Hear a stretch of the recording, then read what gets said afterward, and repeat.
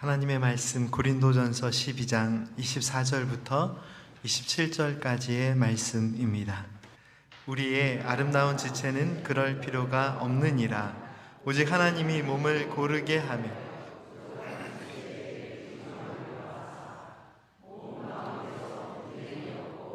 오직 여러 지체가 서로 같이 돌보게 하셨느니라. 만일 한 지체가 고통을 받으면 모든 지체가 함께 고통을 받고, 한 지체가 영광을 얻으면 모든 지체가 함께 즐거워하느니라.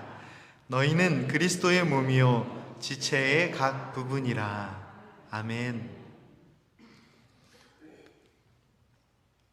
오늘 본문 말씀인 고린도전서 12장은 예수님의 몸된 교회, 그리고 예수님의 몸된 교회의 지체들의 신앙의 삶에 대하여 가르쳐 주시는 은혜의 말씀입니다. 한 가지 흥미로운 부분은 지난 주일 함께 나눈 에베소서 4장의 말씀과 오늘 본문 말씀인 고린도전서 12장의 말씀은 매우 유사한 부분이 있습니다. 지난 주일 에베소서 4장의 말씀을 통해 온전하게 하시는 주님의 은혜를 배우며 함께 나눈 말씀을 기억하십니까? 그가 어떤 사람은 사도로, 어떤 사람은 선지자로, 어떤 사람은 복음 전하는 자로, 어떤 사람은 목사와 교사로 삼으셨으니 이는 성도를 온전하게 하여 봉사의 일을 하게 하며 그리스도의 몸을 세우려 하심이라. 바로 이 말씀의 은혜에 이어지는 말씀의 선포가 무엇이냐면 이 에베소서 4장 15절 말씀 직접 확인하겠습니다. 함께 읽겠습니다. 오직 사랑 안에서 참된 것을 하여 범사에 그에게까지 자랄지라. 그는 머리니 곧 그리스도라. 그에게서 온 몸이 각 마디를 통하여 도움을 받음으로 연결되고 결합되어 각 지체의 분량대로 역사하여 그 몸을 자라게 하며 사랑 안에서 스스로 세우시니라. 아멘. 예수 그리스도의 몸이 되고 각 지체가 됨을 설명하는 말씀입니다. 그리스도의 몸된 지체로서의 은혜에 대해 가르쳐 주시는 이 말씀, 그리고 오늘 우리가 함께 나눈 고린도서 12장의 말씀의 핵심, 두 말씀이 다 동일하게 그리스도의 몸이요 지체의 한 부분이라 이렇게 선포하고 있습니다. 본문 말씀 27절 말씀이 구체적으로 그렇게 분명하게 선포하고 있는데요, 그리스도의 몸된 지체로서의 은혜를 동일하게 가르쳐 주시는 이 말씀의 내용, 27절 말씀 이후에 선포되는 말씀이 어떤 말씀인지 아십니까? 고린도전서 12장 28절 말씀 함께 읽겠습니다. 하나님이 교회 중에 몇을 세우셨으니 첫째는 사도요, 둘째는 선지자요, 셋째는 교사요, 그 다음은 능력을 행하는 자요, 그 다음은 병 고치는 은사와 서로 돕는 것과 다스리는 것과 각종 방언을 말하는 것이라. 아멘. 그가 어떤 사람은 사도로, 어떤 사람은 선지자로, 어떤 사람은 복음 전하는 자로, 어떤 사람은 목사와 교사로 삼으셨으니 이 말씀과 지금 방금 읽은 이 말씀이 굉장히 비슷하게 느껴지지 않으시나요? 에베소서 4장 말씀은 이겁니다 라고 말씀드리면 그렇게 이해를 하시겠지만, 그냥 읽으면 이게 에베소서 4장의 말씀인지 아니면 고린도전서 12장의 말씀인지 조금 분간이 안 되는 부분이 있습니다. 지난 주일 본문 말씀인 에베소서 4장과 오늘 우리에게 주신 하나님의 말씀은 동일하게 하나님께서 세우신 직분과 그리스도의 몸의 지체에 대한 이해를 동시에 연결하여 말씀하시고 계십니다. 하나님께서 교회 중에 몇을 세워 직분을 주시고 능력과 권능을 주신 이유는 그리스도의 몸의 지체로서 머리 대신 그리스도의 뜻을 따라 그리스도의 영광을 위하여 살게 하시기 위함임을 우리는 이 말씀을 통해서 확인할 수 있습니다. 너희는 그리스도의 몸이요 지체의 각 부분이라. 오늘 본문 말씀은 그리스도의 몸의 지체로서 우리가 어떠한 신앙의 태도를 가지고 신앙생활을 해야 되는지를 분명하게 가르쳐 주시는데요, 그 말씀 먼저 25절 말씀 통해서 하나님께서 원하시는 우리의 신앙의 태도가 무엇인지를 함께 살펴보겠습니다. 함께 읽겠습니다. 몸 가운데서 분쟁이 없고 오직 여러 지체가 서로 같이 돌보게 하셨느니라. 아멘.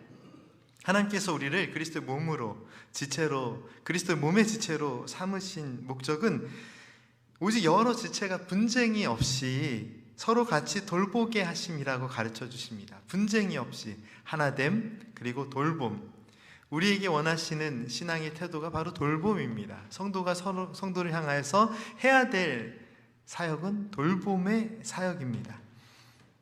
뭔가 부족하고 어렵고 힘든 이웃들을 돌보는 것만 우리의 어떤 신앙의 태도, 신앙의 삶의 모습이 아니라 사실은 성도가 성도를 향하여서 서로를 돌보면서 사는 것이 우리를 향한 하나님의 뜻입니다. 예수님의 몸으로서 우리가 해야 될 가장 우선적인 일이 바로 돌봄입니다.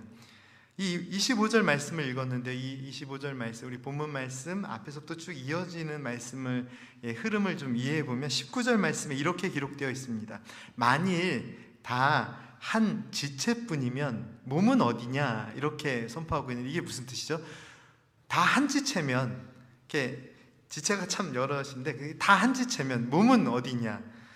이 말이 무엇을 의미하냐면 몸에 각 지체가 있는데 만약에 눈도 없고 손도 없고 발만 여러 개 있는 그런 몸을 상상할 수 있나요?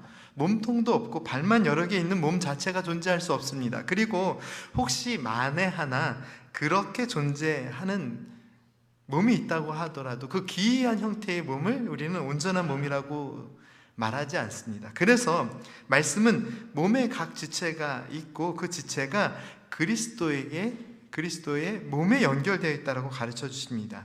19절 말씀이 만일 다 한 지체품이면 몸은 어디냐 이렇게 말씀하시고 20절 말씀은 이렇게 선포하고 있는데요. 이제 지체는 많으나 몸은 하나다 이렇게 선포하십니다. 말씀은 지체는 많으나 교회의 지체가 많다고 말씀하십니다. 교회 머리만 하나고 손만 하나고 뭐 발만 하나고 이게 아니라 각 지체가 참 많다라고 말씀하십니다. 그리고 그 지체가 연결되어 있는 몸이 하나라고 가르쳐 주십니다. 사실은 이게 교회에서 하나가 되지 못하는 이유는 몸이 하나가 아니기 때문에 하나가 안 되는 건 아니죠. 언제나 몸은 하나입니다. 우리 교회 머리 대신 그리스도는 한 분이십니다. 그런데 이 각 지체가 너무 많으니까, 다양하니까, 그런데 이 지체가 몸인 것처럼 착각하고 자꾸 교회 지체들은 많으나 이 지체가 그리스도와 연결되어 있지 않고 저마다 각자의 모습으로 살려고 합니다. 이 몸에서 어떤 지체가 떨어져 나가는 순간 온전한 존재가 아닙니다. 생명도 없습니다. 21절 말씀 함께 읽어볼까요? 눈이 손더러 내가 너를 쓸 데가 없다 하거나 또한 머리가 발더러 내가 너를 쓸 데가 없다 하지 못하리라. 눈이 손더러 너 참 쓸데없구나, 머리가 발더러 내가 너를 참 쓸데가 없구나 하지 못한다라고 지금 말씀하세요. 머리는 머리대로 쓸모가 있고 발은 발대로 쓸모가 있습니다. 그런데 다만 몸에서 덜 귀하게 여겨지는 지체가 있을 수 있습니다. 더 아름다워 보이는 지체도 있고 조금은 덜 화려하고 잘 드러나지 말아야 하는, 드러나서는 또 안 되는 그런 지체도 있는 것이죠. 발이 아무리 예쁘다고 해도 발은 양말 속에 가려져 있을 때 더 빛이 납니다. 제가 이 말씀 준비하다가 좀 유치한 생각을 했는데요, 차마 1부 때 용기가 나서 얘기를 못했습니다. 왜 자꾸 2부에서만 용기가 나는지 이해를 못하겠는데, 소개팅이나 맞선을 나가서 얼굴은 자신이 없고 발은 자신이 있으면 발을 내놓나요? 네, 감사합니다. 웃어주셔서 참 위로가 되네요. 아무리 용기가 있고 아름다워 보여도 가리워져 있을 때 참 좋은 지체들이 있습니다. 말씀을 깊이 묵상하면 묵상할수록 우리가 깨달을 수 있는 것이 있습니다. 그리스도의 몸의 지체로서 가장 중요한 것이 무엇일까? 무엇이 더 아름답다? 무엇이 더 귀하다? 그 문제가 아니구나. 그리스도의 몸에 지체된다는 것은 그런 뜻이 아니라 교회의 머리 대신 예수님의 영광, 그리고 그리스도의 몸으로서 하나됨, 그리고 하나되게 하신 주님의 뜻을 따르는 섬김과 돌봄이 더 중요함을 말씀은 우리에게 가르쳐 주십니다. 분명 제 몸의 지체를 보아도요, 더 아름다워 보이는 지체도 있고 덜 아름다워 보이는 지체도 있는 것입니다. 더 귀하게 여겨지는 지체도 있고 덜 귀하게 여겨지는 지체도 있겠죠. 더 유용한 지체도 있고 그렇지 못한 지체도 있습니다. 오른손과 왼손이 똑같이 생겼는데 오른손이 하는 것이 이 왼손으로 할 때는 되게 불편할 때가 있거든요. 이 같은 몸 안에서도 지금 서로 능력도 기능도 다르다는 거잖아요. 말씀도 그렇게 기록하고 있습니다. 하지만 하나님께서 이 말씀을 통하여 가르쳐 주시는 본질은 그렇게 보이고 그렇게 여겨진다고 해도 더 중요한 것이 있다라는 뜻이거든요. 분명히 더 귀하게 여겨지는 지체가 있고 덜 귀하게 여겨지는 지체가 있으나, 그러나 더 귀하고 덜 귀하고의 문제가 아니라 그리스도의 몸의 지체는 진짜 중요한 것은 이것이라고 선포하십니다. 24절 말씀 함께 읽겠습니다. 우리의 아름다운 지체는 그럴 필요가 없느니라. 오직 하나님이 몸을 고르게 하여 부족한 지체에게 귀중함을 더하사. 아멘. 이게 하나님의 뜻입니다. 분명 몸 안에도 귀하고 덜 귀하고 자주 쓰고 덜 쓰고 이런 필요들에 따라서 어떤 평가들이 있어요. 세상의 평가가 그것입니다. 세상에 가지는 귀한 것과 그렇지 못한 것이 있습니다. 심지어 사람 생긴 것만 봐도 잘생겼다 못생겼다로 구분하잖아요.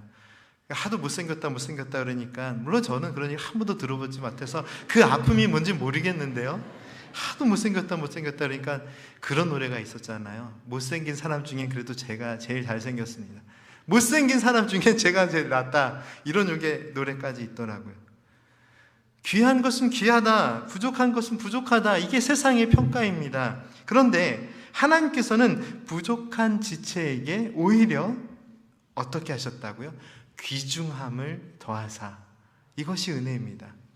잘난 사람은 잘난 대로 사는 것이 하나님의 은혜가 아니라, 세상 가운데 모든 것을 하나님께서 귀하게 존귀하게 지으셨으나 자기네들끼리 잘났다 못났다 막 이러면서 능력이 있다 없다, 그리고 또 스스로도 나는 내 스스로 봐도 정말 능력이 없구나. 그런데 말씀을 읽으면 전혀 다른 관점으로 가르쳐 주십니다. 우리 몸 안에도 부족해 보이고 약해 보이는 것이 있는데, 그것이 하나님께서 귀중함을 더하여 주실 지체라고 가르쳐 주세요. 내가 가난한 그때가 하나님의 부요함을 경험할 때입니다. 솔직히 부요하신 분들은요, 제가 부자가 아니어서 그런지 모르겠는데 제 느낌입니다. 부유하신 분들은 물질에 대해서 그렇게 간절하게 기도하시지는 않으시는 것 같아요. 그렇게 기도하지 않아도 이미 차고 넘치니까.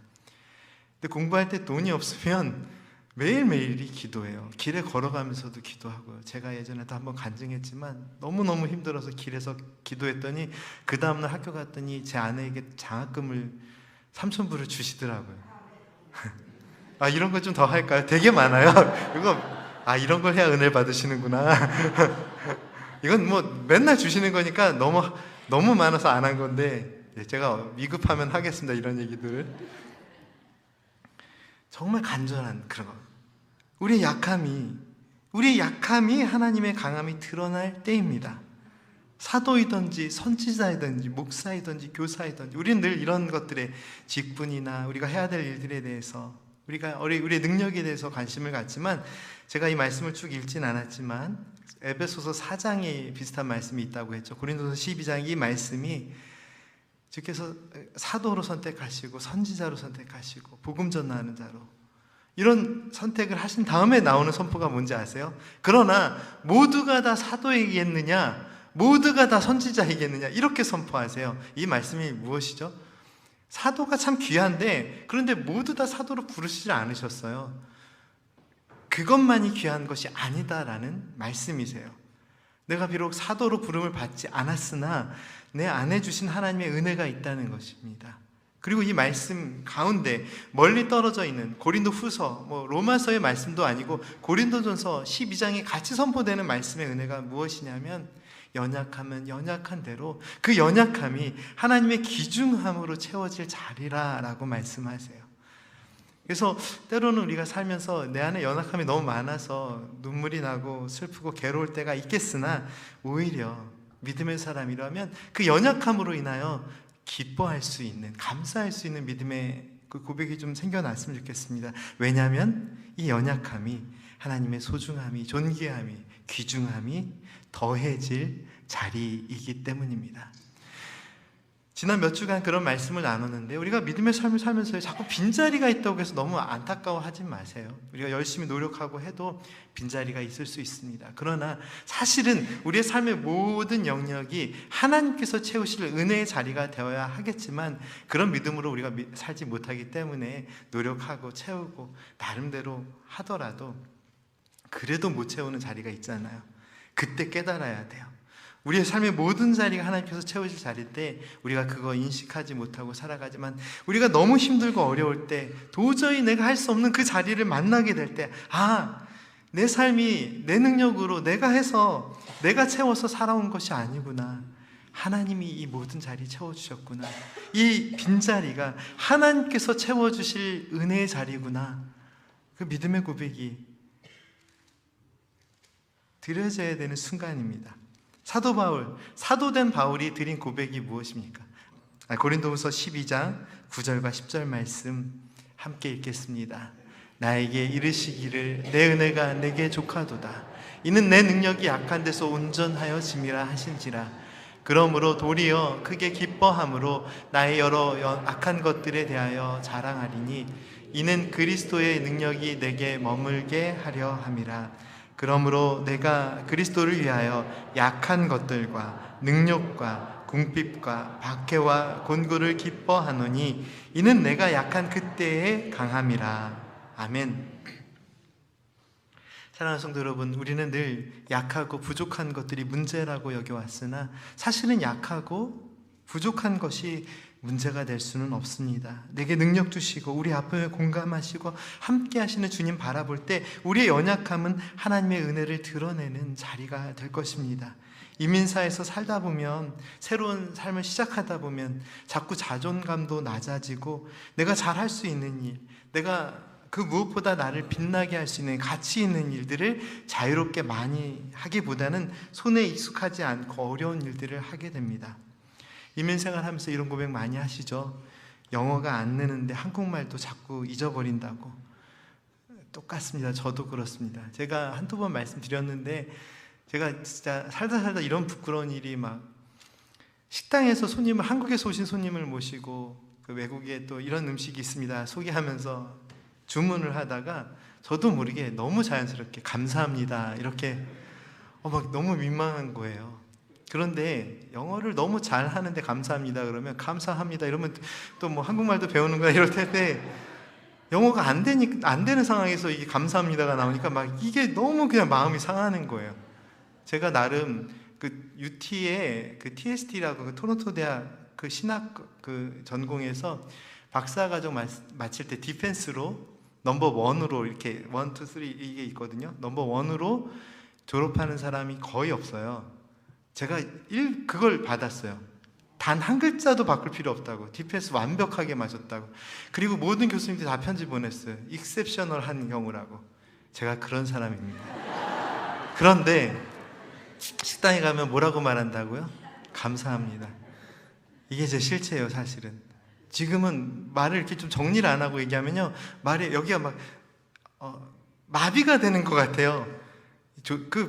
벌써 논문 쓴 지가 한 4년이 넘었고 외국 사람들 만나서 진지한 대화를 나눠본 기억이 없습니다. 지금 최고의 진지한 대화는 주문할 때 미디엄 레어 정도 어떤 걸로 하겠냐 하면 잘 익혀 먹을까 좀 덜 익혀 먹을까 그 정도의 대화.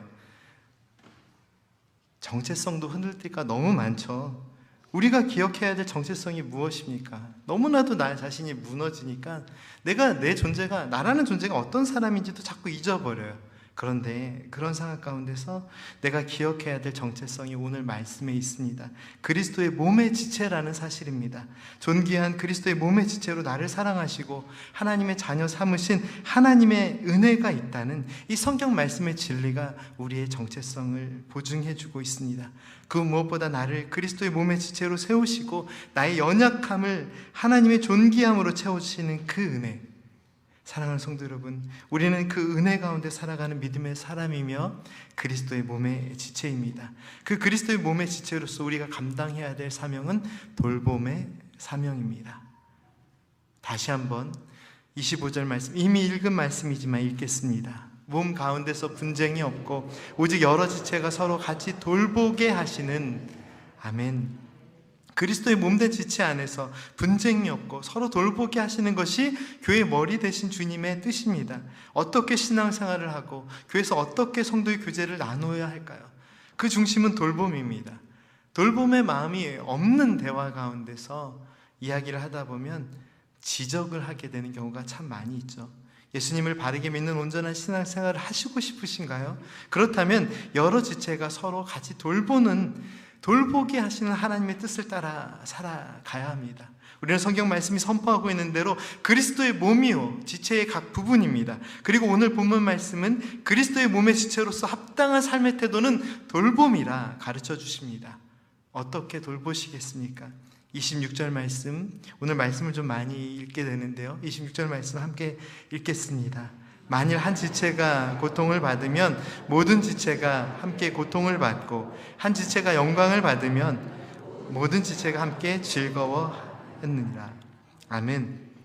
교회라는 믿음의 공동체가 어떻게 예수님, 이 몸의 머리 대신 우리가 붙어있는 이 예수 그리스도를 향기를 나타내는 그런 공동체가 될 수 있을까요? 말씀은 아주 분명하게 선포하고 있습니다. 믿는 자들이 말씀대로 살지 못하기 때문이라고 가르쳐 주십니다. 이 말씀에 그렇게 쓰여 있지는 않으나 몸의 지체가 이렇게 살지 못하기 때문에 사실은 그런 거잖아요. 만약 한 지체가 고통을 받으면 모든 지체가 함께 고통을 받고, 한 지체가 영광을 얻으면 모든 지체가 함께 즐거워하느니라. 이런 공동체가 있으면 그 공동체에 어떻게든 들어가고 싶지 않으세요? 그런 곳에서 믿음의 삶 살고 싶지 않으세요? 그런데 그 공동체가 멀리 있다는 게 아니에요. 지금 우리에게 주신 이 공동체가 그러한 공동체라고 가르쳐 주십니다. 그리스도의 몸에 지체된 우리가 실천하기를 원하시는 믿음의 태도, 하나님께서 원하시는 믿음의 태도가 무엇인가? 다시 한번 말씀을 깊이 생각하시고 또 읽고 한 주간 동안 또 묵상하십시오. 어떤 지체가 더 귀하고 어떤 지체는 덜 귀하다라는 가르침은 없습니다. 그리스도의 몸에 지체된 손은 이래야 하고 발은 이래야 한다라는 기록도 없습니다. 사실은 우리가 이미 다 알고 있잖아요. 목회자는 이래야 하고, 사모는 이래야 하고, 장로는 이래야 되고, 권사는 이래야 되고, 집사는 이래야 된다라는 기본적인 이해가 있어요. 그런데 그렇게 하고 싶어도 못할 때도 있고요, 좀 이해가 필요할 때도 있습니다. 그런데 어느 순간 손은 이래야 되고 발은 이래야 되는데 왜 이렇게 못하느냐, 이런 류의 이야기가 교회에 너무 많은 것 같아요. 제가 이 이야기를 좀 일부에 너무 강조하다 보니까 너무 강조를 해가지고 지금 너무 후회가 되고 있습니다. 아, 이것도 상처가 되는 건 아닌가.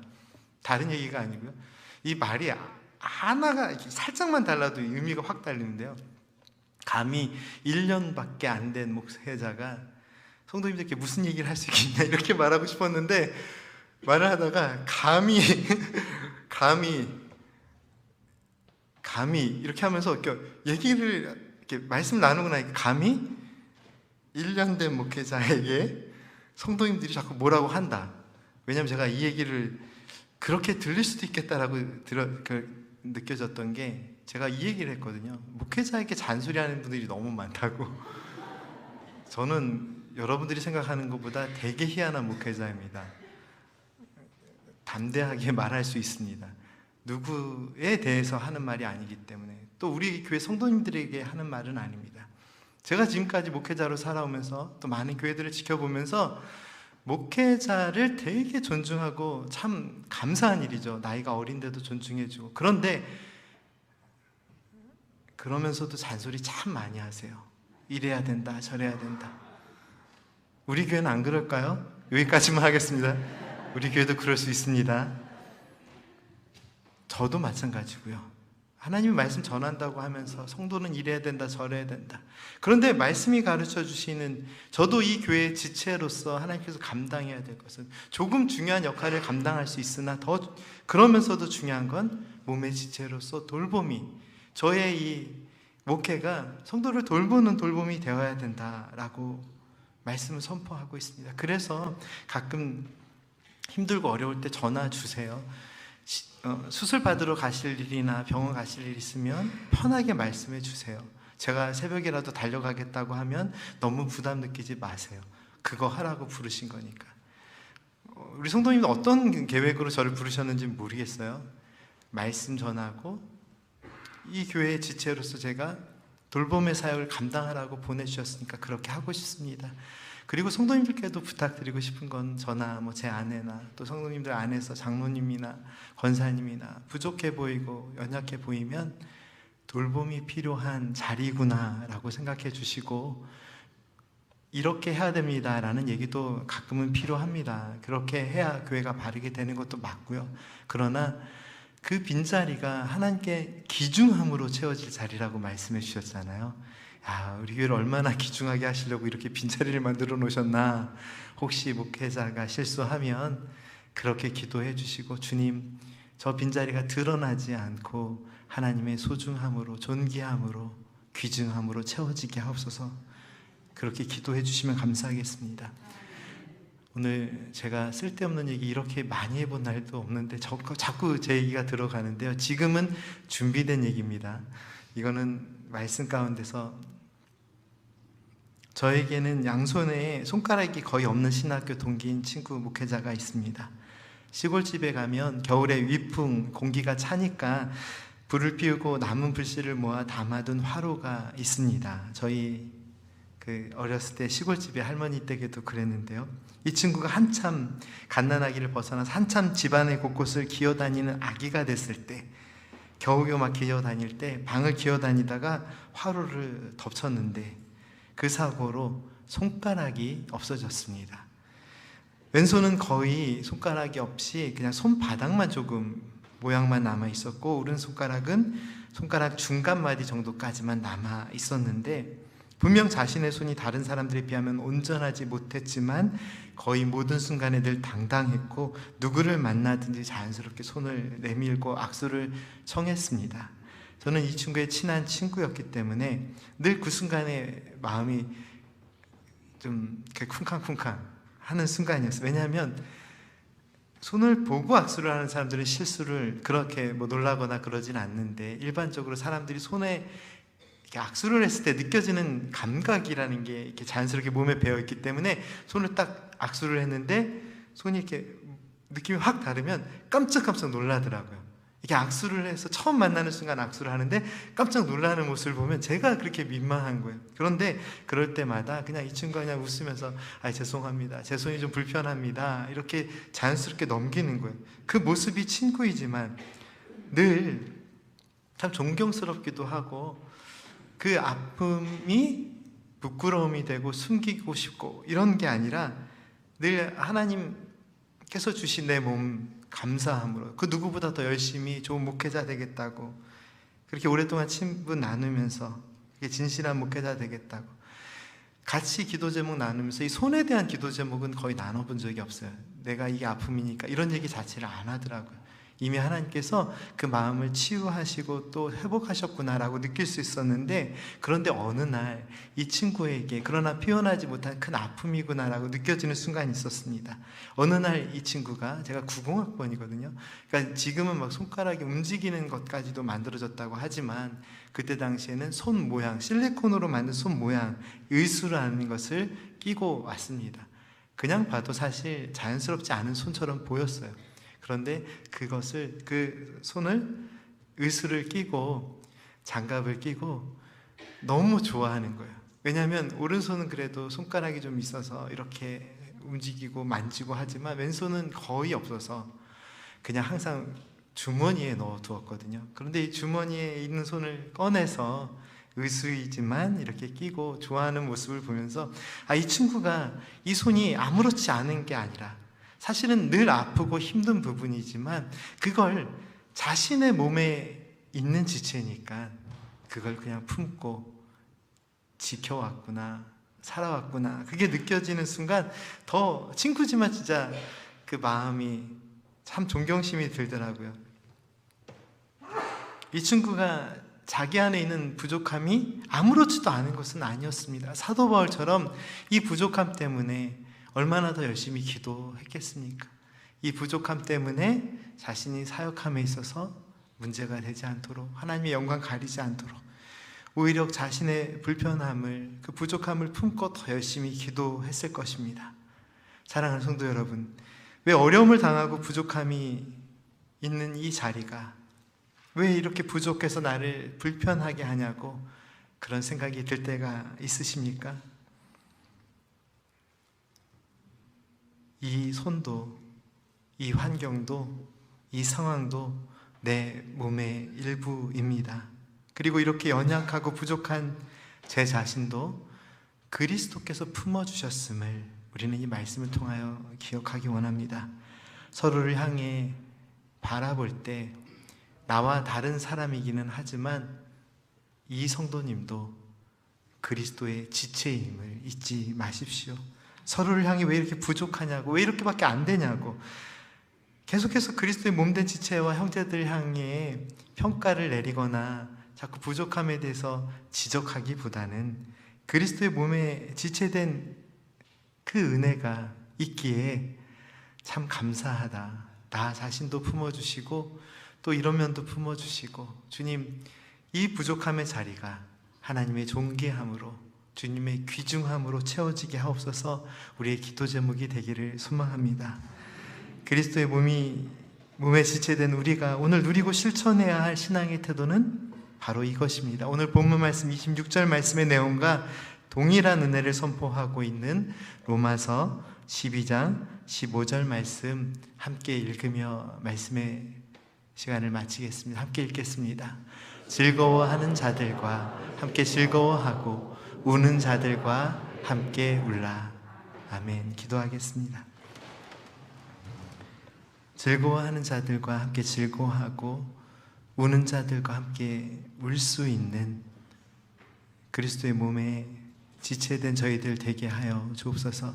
살아가면서 우리 안에 너무나도 부족한 부분들이 많고 연약한 부분들이 있어서 그래서 늘 문제다라고 생각했으나 이제는 말씀을 통하여 이 자리가 하나님의 귀중함으로 채워질 은혜의 자리임을 믿습니다.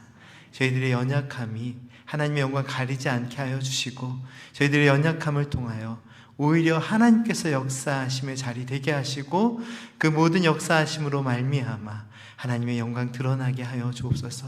지금까지 하나님의 영광으로 지켜주신 밴쿠버 한인 장로교회, 그러나 돌아보면 저 자신부터 목회자부터 너무나도 큰 빈자리입니다. 하나님의 영광 가리지 않게 하여 주옵소서. 하나님의 영광으로 채워지게 하여 주옵소서. 예수님의 이름으로 기도드립니다. 아멘.